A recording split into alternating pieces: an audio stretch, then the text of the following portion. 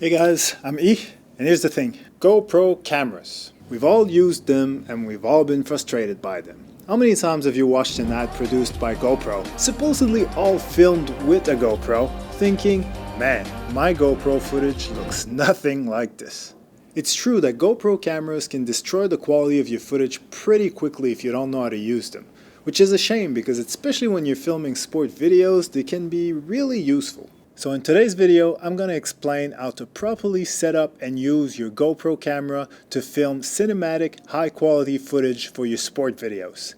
And also, I'm giving away a GoPro Hero 6 to one very lucky viewer. So stay tuned to find out how you can win my latest and biggest giveaway.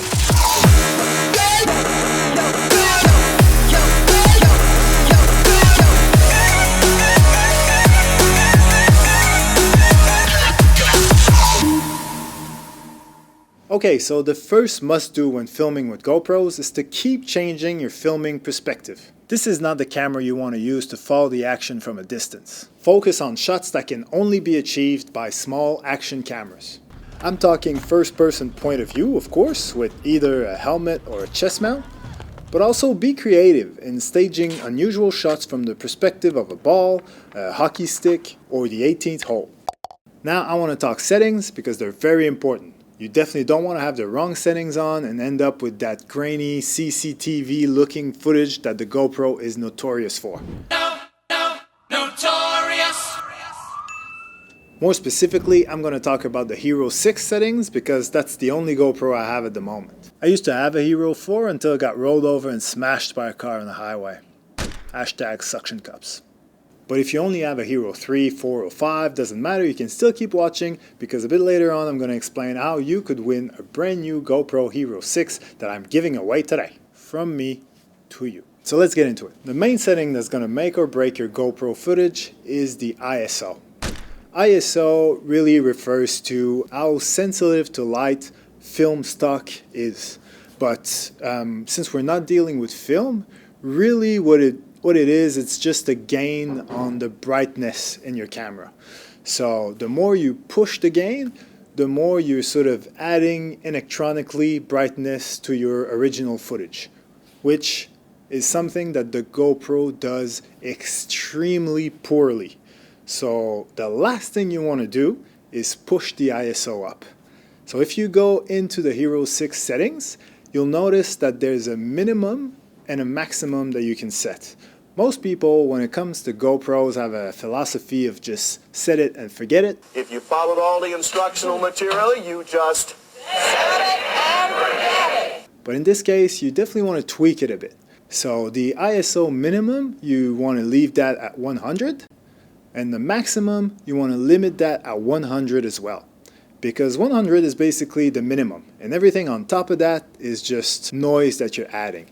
Think of it this way. It's just like having a bad audio recording with a shitload of background noise. If you push the volume up, the background noise is going to come up as well. So if you limited your ISO at 100 and your image is still pretty dark, that is because of the shutter speed. So my guess is you're probably filming super slow-mo shots at 200 frames a second or something like that. That's great. That's going to give you very cinematic shots. But that also means that your shutter speed is now at the minimum of 1/200 of a second, which is, again, extremely dark, especially for a GoPro.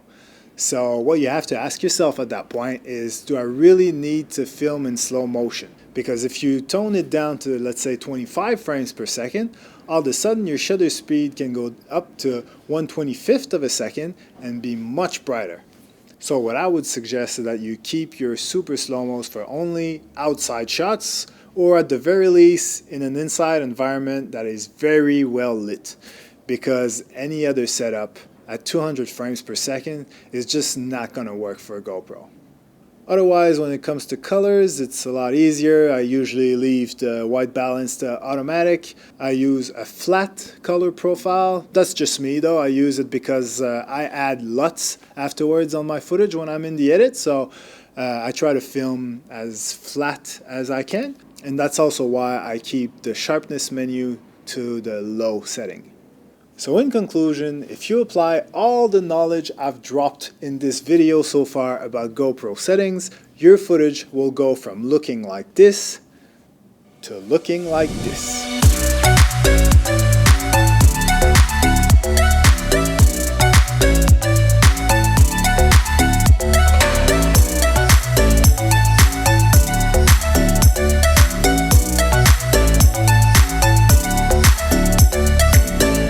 Alright, so if you made it so far into this video, you, my friend, are very deserving of a brand new GoPro Hero 6. All you need to do to win is subscribe to this channel and write your name in the comments below. The contest starts now and will remain open until September 14th. And the winner will be announced in the vlog episode shortly after. Good luck to everyone, and as always, just let me know in the comments if you've got any requests for future tutorials. Peace!